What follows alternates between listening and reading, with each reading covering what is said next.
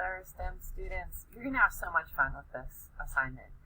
What you're going to need is 15 pieces of paper. It can be any kind. I mean, you can use like little scrap pieces, you can use printer paper, you can use Post-it notes. And really, you know, I've had students lay out like pieces of cloth or something like that because they don't want to waste any paper. So anything really that you can use to make a path that someone can walk on, all right? And then you need 2 small objects. In the example that you'll see, I just used some like IKEA little bowls that I had at my house, all right? And also, eventually you'll need someone to walk through your path, but you don't need them right now, all right? So what you're going to do is you're going to lay out 15 sheets of paper or whatever it is in a path. You need to have some, here, whoops, let me go back down here, a path that includes moving forward, that also has at least one right turn, at least one left turn, and then there are going to be these 2 small objects that you will collect. Okay, we're going to give our fake robot something to collect as they go along, a little job to do, okay? 2 small objects that'll be near the path. This is an example. Don't follow this example. Make it however you want. This is just how I laid out the sheets of paper and the objects at my house, okay? Now, what you're going to do is you're going to take a picture of it and make sure you tell me where the path starts, right? And you're just going to drop that in this box here. That way we can see what your path looks like. Can't wait to see it. There's been some really cool and interesting paths. Then, you're going to walk the path and make mental notes of what you're doing. Like, here I am taking 1 step forward. Here I am turning left. Here I am turning right, right? What we're doing is we're practicing writing something called pseudocode. It's a weird word, pseudocode. Maybe in science you've heard the term pseudoscience, pseudo meaning fake, not quite real. What it means in coding is the set of instructions that we're going to turn into our actual code. It's fake code, all right? So what you're going to do, make those mental notes, right? And then you're going to write down the step-by-step instructions in words in this box.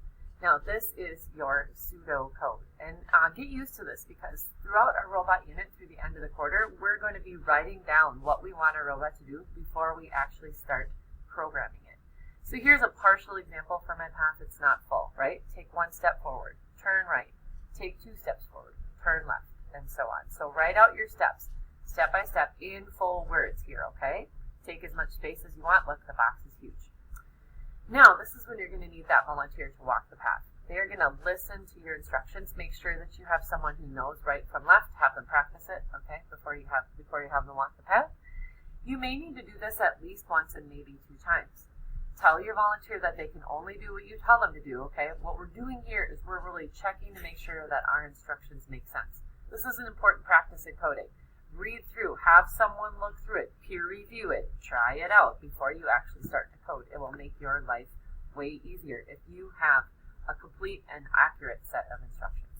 So read the instructions step by step, allowing the person to respond each time that you read each step. Note changes that need to be made, and right up here you can make corrections. Okay, make corrections and make sure that you have an accurate set. Now, are there some challenges that you experienced during your first try? If everything went perfectly, you can say that. Everything went really well. We didn't have to do a second try. If you had to modify your instructions, try it again. Double check and make sure that it actually works. If you didn't have a second trial, number 8, you can just say, I didn't do a second trial. It worked appropriately the first time. If you notice differences, then record those differences here in step number 8. Thank your volunteer. They spent a few minutes with you.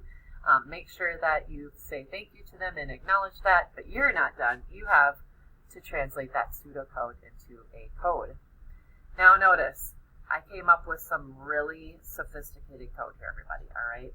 Now this is not how our robot works. This is just Mrs. Crow's made-up code for this assignment.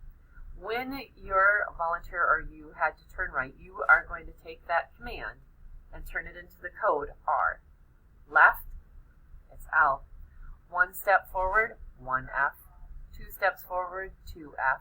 Of course, 3, 4, if you had a longer path, you can simply translate that into 3F, 4F. Collect the object. When they bent down to collect the object, that's a C, all right? So, for example, and note that these numbers for some reason did not translate correctly. Sorry about that. This should be a 2 is a 2 and a 3 is a 3. Something happened in the process of Google Docs. I apologize. So 1 step forward becomes 1F, turn right becomes an R, turn left becomes an L. You can see how I've translated my pseudocode, my step-by-step instructions, into Mrs. Kroll's fantastic code. Now, any student that has this key, this code, could then figure out, well, by R must mean turn right. You can see how writing out all of these steps takes us a lot longer than just simply writing out the code. Coding language shortens information and makes it more easy to digest, takes up less space on our computers and our robots, so you can kind of see how this would work, right? So create your command sequence here using your code. So you'd write your shortened code here. It can go this way, this way. If you need more space, take more space. The box should have probably been a little bit bigger, all right? And then make sure that you submit this to the Dropbox. You have until Monday to turn it in. Use your time wisely. Email me if you have any questions. I'll get back to you as soon as I can. Thanks.